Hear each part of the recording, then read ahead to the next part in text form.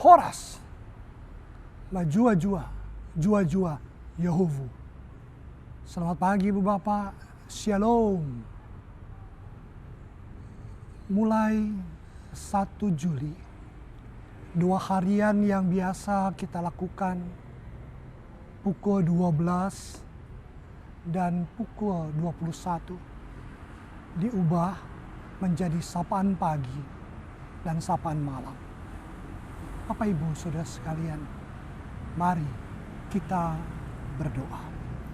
Tuhan Yesus yang mengasihi kami akan dengar firman Tuhan di pagi yang indah ini. Biarlah Engkau bersabda, memberikan hikmat yang terindah bagi hidup dan kehidupan kami. Amin. Bacaan Alkitab kita pada saat ini sebagaimana tertulis dalam Amsal pasal 10 ayat 32. Bibir orang benar tahu akan hal yang menyenangkan, tetapi mulut orang fasik hanya tahu tipu muslihat. Bapak Ibu, saudara-saudara yang kekasih di dalam Tuhan.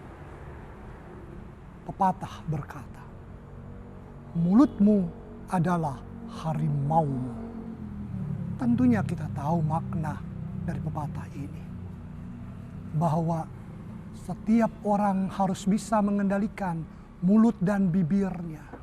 Agar kata-kata yang keluar hanyalah kata-kata yang penuh hikmat.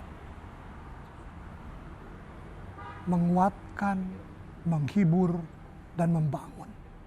Hanya kata-kata itu. Tapi bukan kata-kata yang penuh dengan tipu muslihat. Yang pada akhirnya kita akan mendapatkan cercaan, kemarahan dari orang-orang yang mungkin sempat tanpa disadari atau kita tidak mampu mengontrol emosi, perasaan sakit hati dan kekecewaan kita. Sehingga muncullah kata-kata yang kasar, kata-kata yang tidak membangun, menguatkan, menghibur dan penuh hikmat itu. Bapak Ibu, saudara-saudara yang kekasih di dalam Tuhan. Amsal ini mengingatkan Ibu Bapak, saudara sekalian dan saya.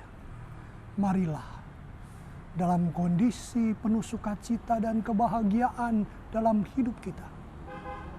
Ataupun dalam kondisi sedang bergumul, sedang sedih, sedang berduka. Begitu pula ketika kita disakiti dan kecewakan oleh orang-orang. Keluarkanlah kata-kata yang tetap penuh hikmat, membangun, menopang, menguatkan satu dengan yang lainnya. Saya orang Manado, dan orang Manado ada sebuah pepatah yang sangat indah. Dikatakan oleh leluhur saya seperti ini. Kalau hatimu sedang senang, jangan ambil pena. Kalau hatimu sedang berduka cita, sedih dan marah, jangan ambil pena. Kenapa? Karena kalau hati sedang senang, ambil pena, terlalu percaya orang, terlalu senang, kita bisa ditipu orang. Tapi di sisi yang lain, kalau kita sedang kecewa, marah, sakit hati, ambil pena, kita buat tanda tangan, kita buat keputusan, apalagi kita punya jabatan strategis, maka akan banyak orang-orang yang menderita. Banyak orang-orang yang kemudian terluka karena keputusan dan tanda tangan yang kita buat itu. Bapak Ibu, saudara-saudara yang kekasih di dalam Tuhan. Sekali lagi, dalam kondisi penuh sukacita, pakailah kata-kata yang menguatkan, menopang, menghibur, penuh hikmat. Tetapi ketika kita sedang bergumul, berduka cita,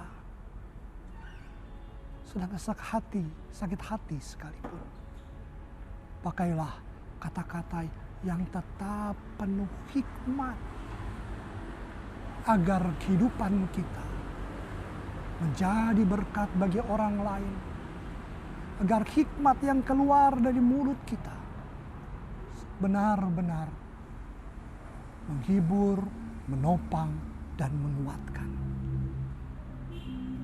Tetapi jangan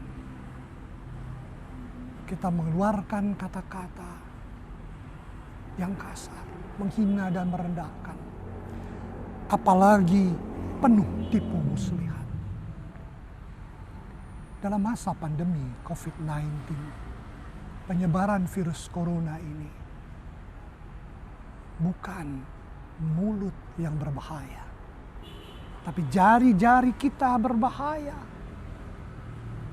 Kadangkala saking kita panik, kadangkala saking kita ingin cepat memberitahu orang, tanpa sadar informasi yang kita baca, kita tidak analisa, kita tidak teliti, akhirnya kita sebarluaskan. Sampai tadi pagi, saya sangat prihatin. Ada yang menyebarkan bahwa swab test yang dilakukan adalah tes yang tidak benar dan tidak baik.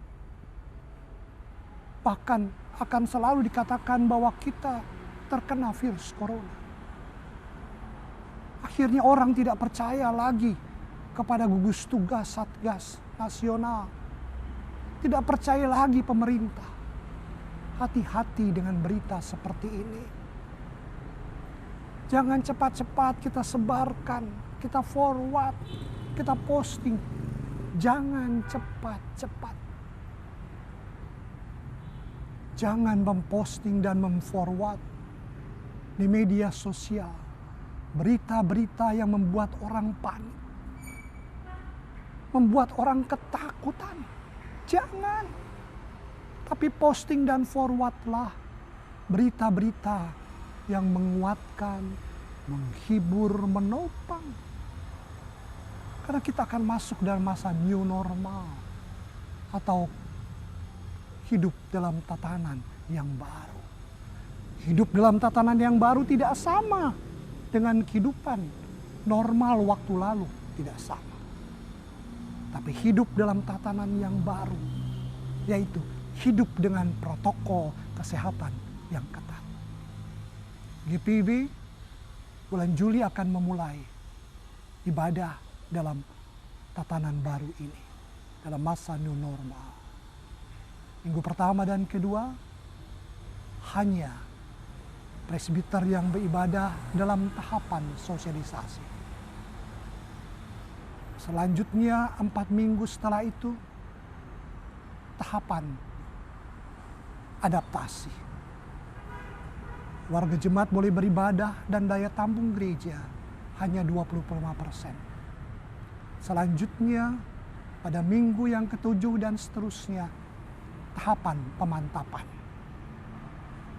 Warga jemaat boleh beribadah, tetapi tetap dengan protokol kesehatan sama seperti ibadah sebelumnya, dan daya tampung gedung gereja hanya 50%. Ibu bapak saudara sekalian, sekali lagi, pakai mulut bibit kita penuh hikmat, menopang, menguatkan, menghiburkan. Tetapi jangan memakai mulut dan bibir kita untuk melakukan tipu muslihat. Stop posting forward berita-berita hoax. Posting forwardlah berita-berita yang menguatkan dan membangun. Tuhan memberkati. Amin. Kita berdoa. Hari yang baru Tuhan berikan kepada kami. Hari yang baru Tuhan berikan agar kami senantiasa memakai mulut kami penuh hikmat, menopang, menguatkan, menghiburkan, menjadi berkat bagi sesama kami. Kami tahu ketika kami melakukan hidup seperti itu, hidup kami menjadi berkat dan berdampak positif bagi orang lain. Terima kasih untuk kebaikan Tuhan dalam hidup kami. Amin. Selamat pagi, selamat bekerja di sepanjang hari ini. Tuhan memberkati. Shalom.